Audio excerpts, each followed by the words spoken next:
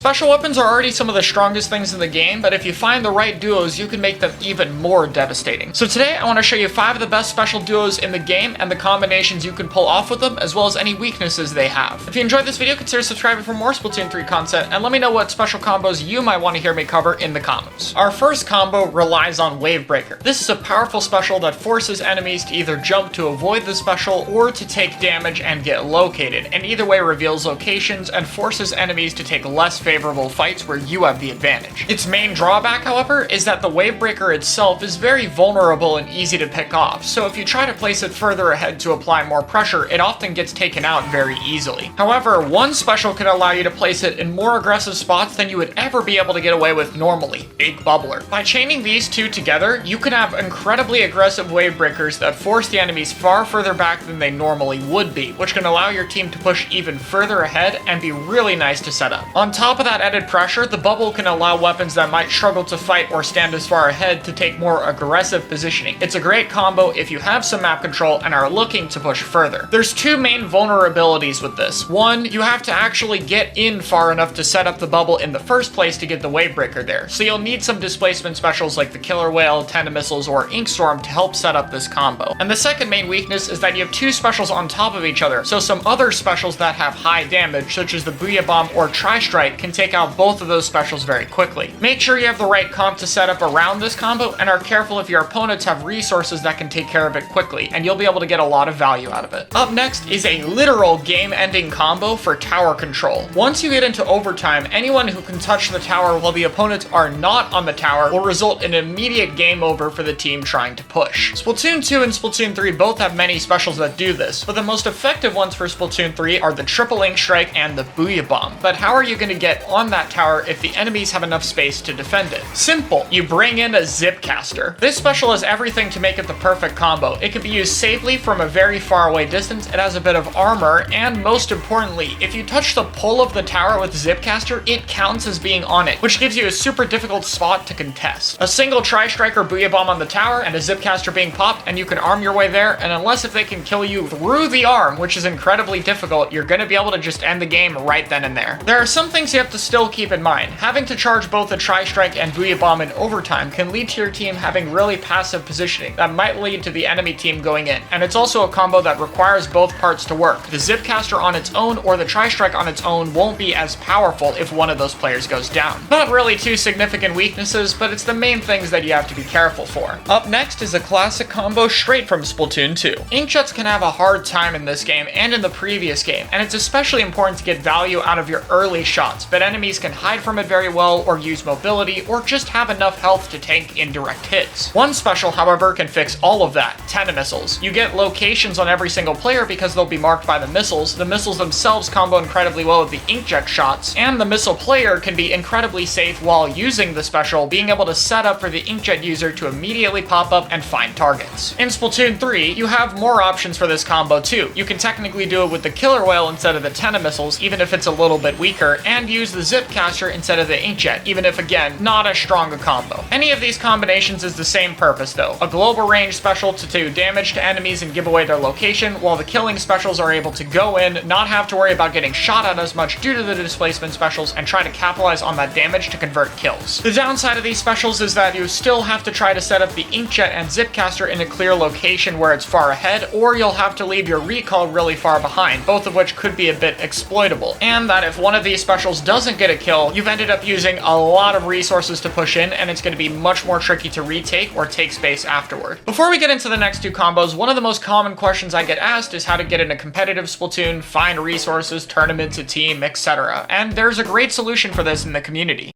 Splatoon Stronghold, a stronghold for competitive Splatoon, providing resources to long-timers and newcomers alike.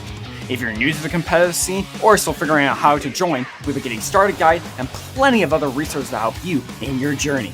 If you are a seasoned veteran, we still have plenty to offer. You can find and join tournaments as well as participate in our captain forum and find free agents and teams. Our mission is to make competitive Splatoon easily accessible to everyone. It's a really cool server, and you can find the link in the description of pretty much every single video I've posted. Alright, let's get back to the list. Up next is everyone's favorite test fire special, the Tacticooler. This can be a really great special for aggressive plays, but it does have a few big issues. Mainly though, it's the fact that regrouping can be difficult. Once you go in, get a fight, maybe trade, maybe lose it, whatever, you want to try to get back into the match as soon as possible. That's why stealth jump's really common with it. But one of your 4 players is going to need to hang back to give jumps, and those jumps are going to be really far away from the action. There is a special, however, that can fix both these problems, and it's once again the Big Bubbler. This special is absolutely perfect synergy-wise. It allows you to place a beacon way farther ahead than you would a normal beacon due to the shield protecting it, which allows you to give safe jumps right back into the action that's right near the front lines where those aggressive weapons can immediately get into another fight as fast as possible. It also fixes the problem of a 4th player having to hang really far back to ensure they can give jumps because, well, the bubble will do the jump part for you. Even if enemies want to deal with the big bubble shield to try to prevent the beacon from going in, that means they're going to be spending a lot of resources trying to take down that shield, and that'll mean they have less resources to try to win the team fight. The downside with this is similar to the first combo, but even worse in terms of you have even less entry tools. It is a bit better in the sense that you can Tacticooler and then run forward to set up the bubble, which could allow you to delay that a little bit, but the wave breaker at least helps get in a little bit while bubble and tac both do not. This combo is best if you're running a very fight heavy and quick respawn orientated comp, because if you can't play around that, it's not really worth it. Alright though, for those who made it this far, I saved the best combo for last, the most devastating one and the most common in competitive play, of course involving the Crab Tank. Most people are aware of just how broken this special is, but what's the perfect special to set it up and really show how well it can thrive? It's another Crab Tank. That's right, the best special combo is 2 of the exact same special. Now, popping Crab 2 at the same time is a little bit redundant, it doesn't really help you that much, and it's usually a bad play. What makes this combo actually good is using 1 crab to set up the perfect second crab. The most ideal Crab Tank is one as far ahead as possible that doesn't have a lot of resources on it. That way it can control more space than a crab that hangs further behind and allow its entire team to run forward and get picks. So what we see from competitive play is a crab being popped early in a more defensive position that can clear some space like your own court on Hagglefish, for example, and clear out enemies as well as tank resources like an opposing crab tank, tri-strike, killer whale, or 10 missiles. Then, while your team runs forward and takes space, including your other crab tank player, you'll be able to crab even further ahead, and that second crab will be the devastating one, the one the entire team walks in from and clears the entirety of not only mid, but some of the enemy side of the base. Sometimes you can just have more of one good thing, and this combo is a big part of why 2 and 3 Splash is so dominant right now. And there we go, that's my list of combos. There's a lot of interesting things to try out, so grab a buddy, hop into some opener or scrim, and give it a shot. And I'll see you guys in the next video.